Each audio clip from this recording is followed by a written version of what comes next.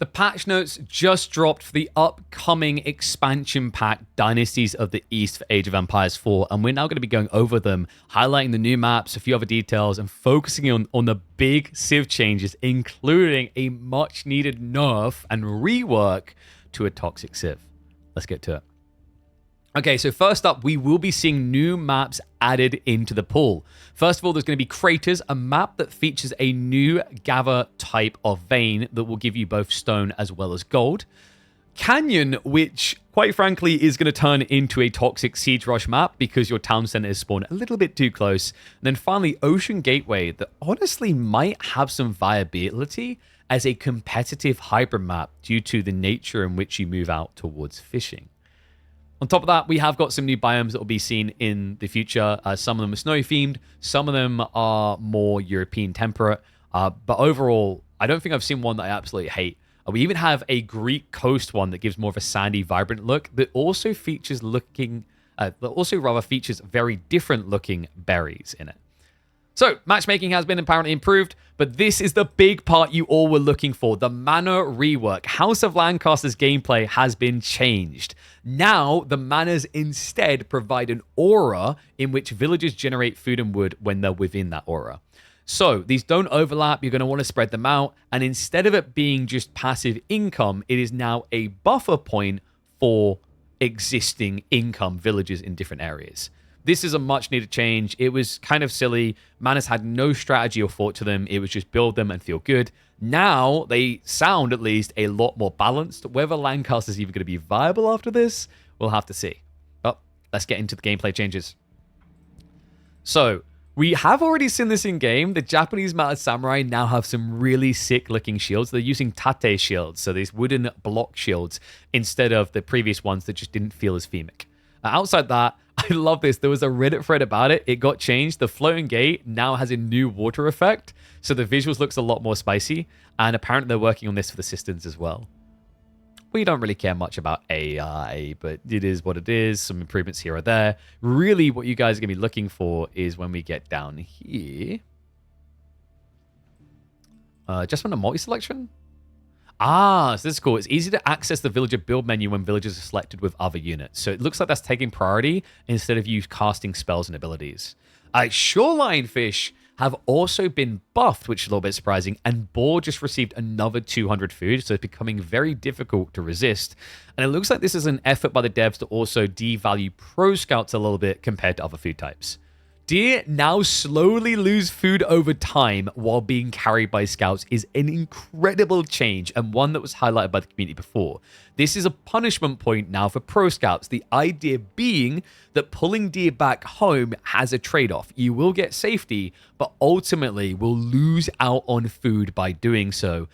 This is also an interesting scale point where going beyond 50% of the deer on the map will see you a bigger disadvantage. And what I mean by that is taking deer that's close to your base and dropping it off is going to lose you less food. But taking deer further away, i.e. the enemy's deer packs, all the way back to your base, is going to see you not get as much food, which makes sense because you're already getting an advantage over your opponent by taking food from their side of the map.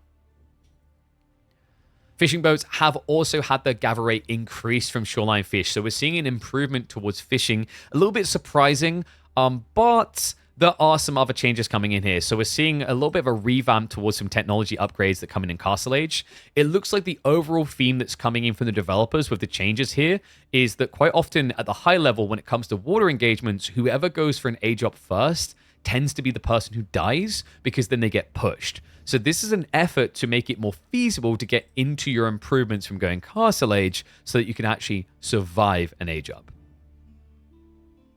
Oh, and other cool little detail here, arrow ships have had their projectile speed increased. This should help offset some of the issues where demo ships seem to always dodge arrow fire way too easily. Outside that, points of interest have now been changed. The pack wolves have been made more dangerous. They have increased health and damage, their movement speed is up, and there's a difference in their spawn time. I think they are still probably going to struggle from the same predictability, and a scout should still be able to pull a whole pack away, which is still going to lead to the same issue around this point of interest that, remember, when you kill it, it gives gold, which is that you can cheese a bunch of the wolves away and burn it down with limited effort. Into the Civ changes. The Abbasids have seen a change to their camel traders. The number of camel traders spawned from the trade wing has now been buffed at all ages by +1. This is to be expected. The trade wing has to be by far the least used of all the wings right now for the Abbasids. Even with the cool change to the new camels, no one seemed interested in taking a bite. And it has seen limited pro play, and each time it feels like it's just expecting your opponent to not react to it. Byzantines have also had a change, just simply on the water. It's liquid explosives. This is the unique tech they have on the water side. In fact, I'll literally just pull it up on screen for you guys now. You can tell how often I see this by the fact that I'm struggling to remember the exact details of it.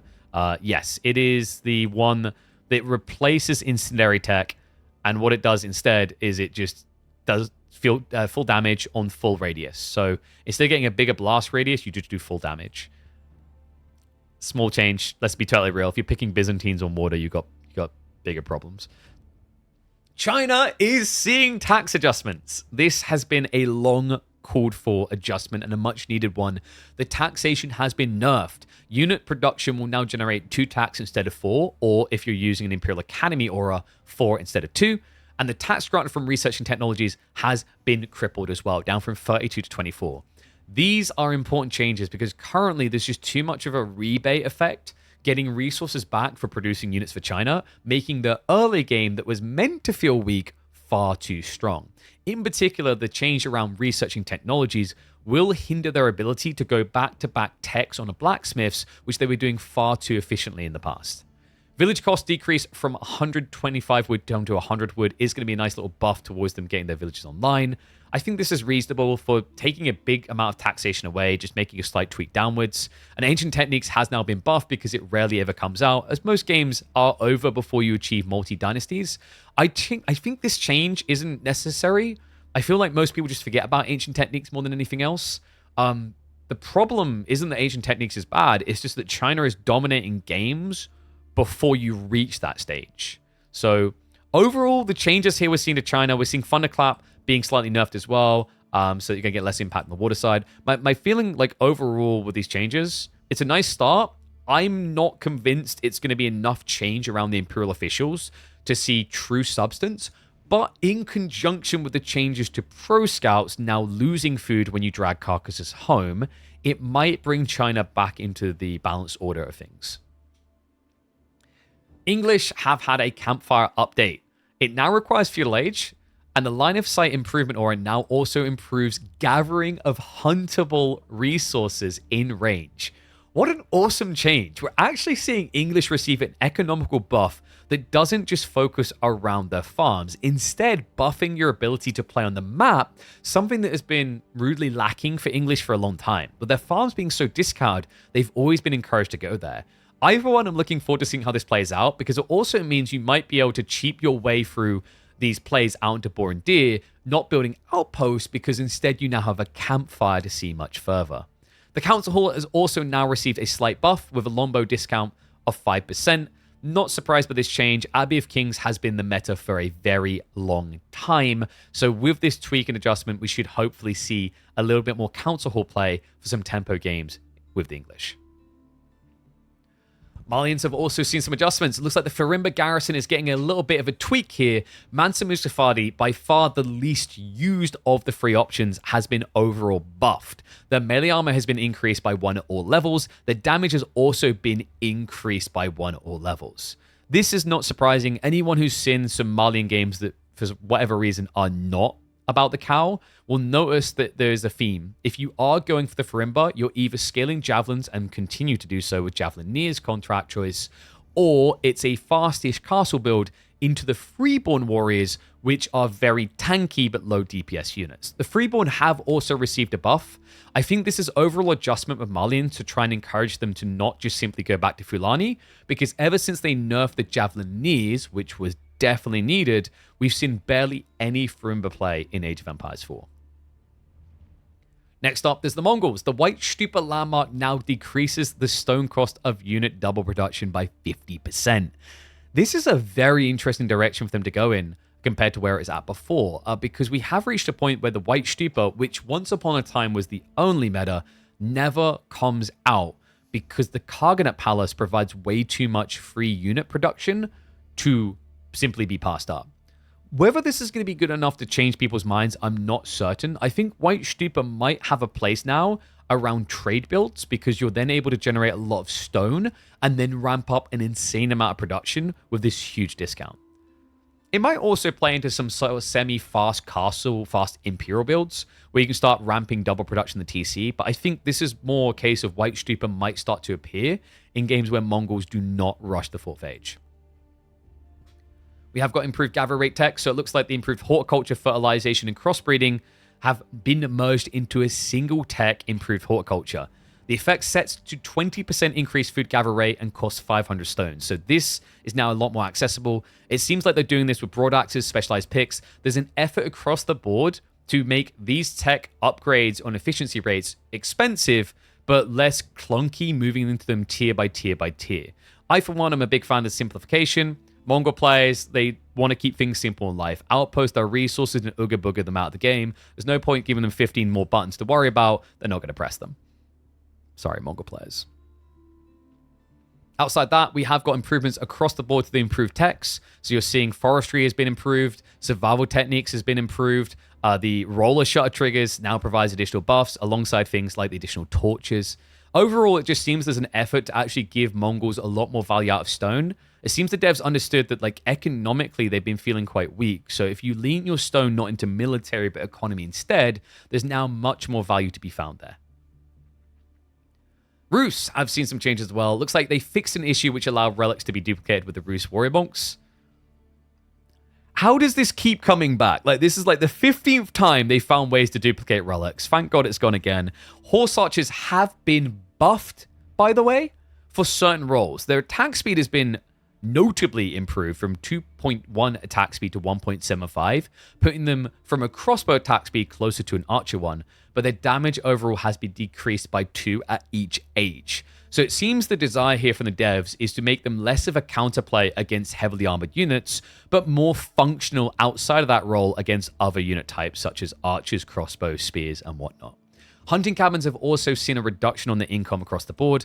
This is really not a surprise. The cap has remained the same on how much passive gold you can get, but the problem right now is Roost games always begin the same way with double hunting cabin, unless you're up against an aggressive civ, maybe one hunting cabin. And at this point, between the gathering of gold you get from harvesting food and the hunting cabins, it's far too easy for a Roost player to not touch a gold vein for 15 plus minutes in a game of Age of Empires 4. That's far too long for a critical element of gathering type to be ignored. It makes Roost way too hard to punish. Some changes in for the variant civs now. It looks like the Aobids are receiving some tweaks that won't affect the Abbasids. The Sultan's Mamluks on kill duration has been improved. It is triple what it was before, from 10 seconds up to 30 seconds. This is the buff that allows you to get increased damage and movement speed temporarily. This is a welcome change. Often Sultan's Mamluks feels way too limited. We see it researched a lot historically in Aobid's games, but the impact is usually hard felt because the buff just simply doesn't last long enough. I don't think this is going to make the buff OP necessarily. Actually, it still has a fundamental issue with it, which is quite often the units that get Sultan's Mamelukes are the ones statistically more likely to get the follow-up kills. Meaning instead of getting a spread of aura, you end up quite often with a selfish handful of the units getting the buffs. Personally, I would have probably said a better change would have been don't change the duration, but make it so that if a unit is already buffed by Sultan's Mamelukes, it will generate the buff on an allied unit next to it instead of itself. And at that point, you could have decreased the duration down to 8 seconds and created this interesting spike at certain points in the fight. Economic wing industry has also been changed. Looks like they've increased it across the board by quite a bit on the wood, actually. Feudal Age going from 350 to 400 wood gives you what you need to build a TC. And the Castle Age improvement should be nice for getting some siege balls going on early on. Honestly, overall, a reasonable change. Industry wing did seem some play, just not a lot. This is to try and balance it out against the growth wing that still feels really good when you're rushing Castle Age to get those extra villages. And then finally, Trade Wing Bazaar is a bit of a bizarre buff. They have buffed the health of the Bedouin swordsmen and skirmishers, but this doesn't actually fix the underlying issue with the Aobid Trade Wing. The problem with Trade Wing Bazaar is it's simply too random. This is the equivalent of gambling at the roulette table in Age of Empires 4. You either win a game or lose a game based on your initial 2 rolls of units. If you get a lot of Bedouin, easy to win. If you roll stone and wood, you're probably going to lose the game. So for me, my feedback to the devs, the Trade Wing Bazaar shouldn't fundamentally change too much. It is still a gamble, and especially at the competitive level, we often only see it coming out when someone can afford a gamble, i.e. they're 2 games up in a series and they can punt at a quick GG or a hard-to-win game. All right, House of Lancaster, this is the big one you guys have been waiting for. Manors have received an update to how they generate resources.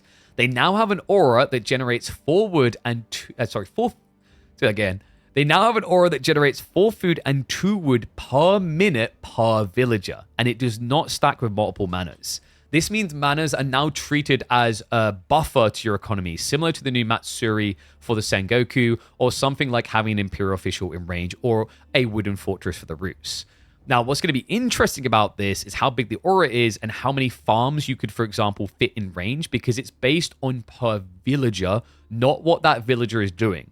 So this is still going to be a nice buff to your late game economy when you've got all your farms spread out around the manors, but what this is fundamentally doing with House of Lancaster is changing the way they approach the map. If you want the benefits of the manors, you are now encouraged to exist on the map, not to exist in your base and wait out 40 minutes with maximum passive income to win the game. Overall, huge win. Goated win. They also function as drop-off buildings, and you will be noticing that the base income has been reduced heavily. They do still have a base income, but it is notably small now. 30 food and 10 wood. Instead of 105 resources, you're only getting 40. And they also do cost more now. Slightly more wood. 25 wood increase. So, mana technologies have also been changed. The cost to upgrade has been reduced. This is a reasonable change overall. I don't mind them doing this because I think the mana techs aren't going to be as high of a priority early on. You're going to want to have villages in range to justify it, because before, when you built a mana, it took 3 minutes to return its cost. Now, if you just built a mana and didn't have any villages in range, you're looking about an 8-minute return on investment time, because it's only generating 40 resources per minute, meaning it will generate 400 resources in 10 minutes while costing 325 resources. So big win, smart play by the devs. Yes, technically this thing can pay for itself still, but it takes over 3 times as long. It's not as worth of an investment as it once was. You're actually kind of noticing a theme here as well. Like between the hunting cabin changes and this, there's an effort to try and cripple the value of ROIs on passive resource generating buildings, which I'm a big fan of. Lancaster Castle also now functions differently. It no longer has an influence range, but will instead increase the health and add arrow slits to all manors regardless of the location. So guys, now if you want to win games with Lancaster, your goal should be to rush the enemy side of the map with a Lancaster Castle, gather what you need for manors, and then build the manors right next to their base. Now, I know they nerfed the ability to build Lancaster Castles next to the base, but no one said anything about the manors. And now, you get rewarded more for gathering from your enemy's tree line. There we go. We solved it. They've gone from being an Imp Civ to being a Dark Age Rush Civ. Wingard Garrison has also been nerfed. It requires an extra 50 wood to generate the Garrison command, which gives you 8 Spearmen and 1 Ulfgard. I still think this is a little bit too good. I personally would have preferred it to be buffed up on the cost, so instead of 150 wood, it would have been 250 wood. I think you might still run into issues here, but we'll see if in conjunction with the manors, it's good enough. And scouts can no longer use the campfire ability. It is exclusive to the English, you rebel scum. All right, Knights Templar has got some interesting changes here. So the Antioch Commandery has been improved from 10 to 15% melee.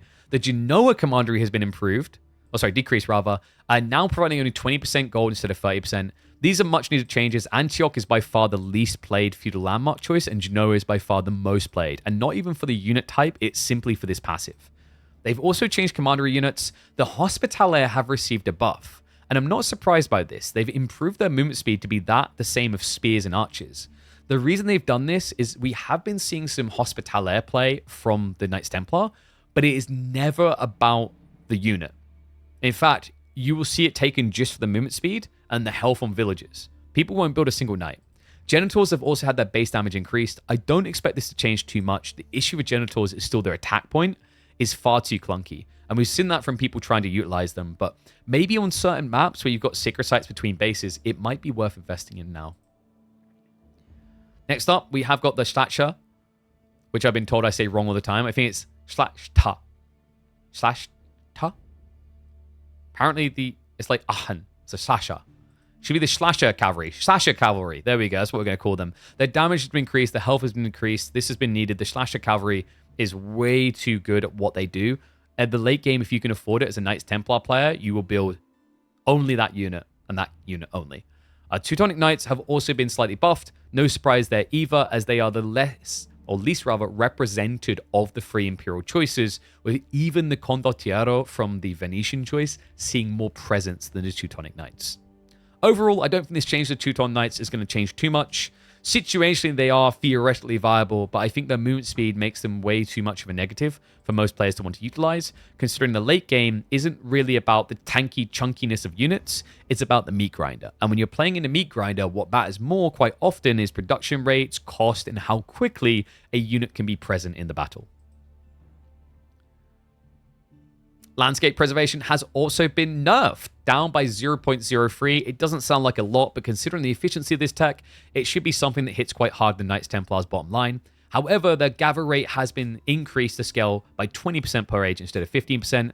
This is overall a change designed to nerf them on water specifically, where that Dark Age gathering rate will matter most. So they've been made a little bit weaker in the Dark Age for water hybrid maps, but this should benefit them more when you start to play in towards the Feudal and Castle Age for land play. We have also seen some changes to the costs of Pilgrim technologies, with a reversal of it being more wood-focused, whereas before it was food-focused. And then finally, harbors replaced docks, offering protection to nearby ships, with increased durability and improved naval emplacement. Okay, so like after we nerfed them on their economical side, if you think about it, they actually haven't been nerfed as hard as you'd think, because we also saw fishing boats buffed. But on top of that, these harbors, while being more pricey docks, are much better for fighting now.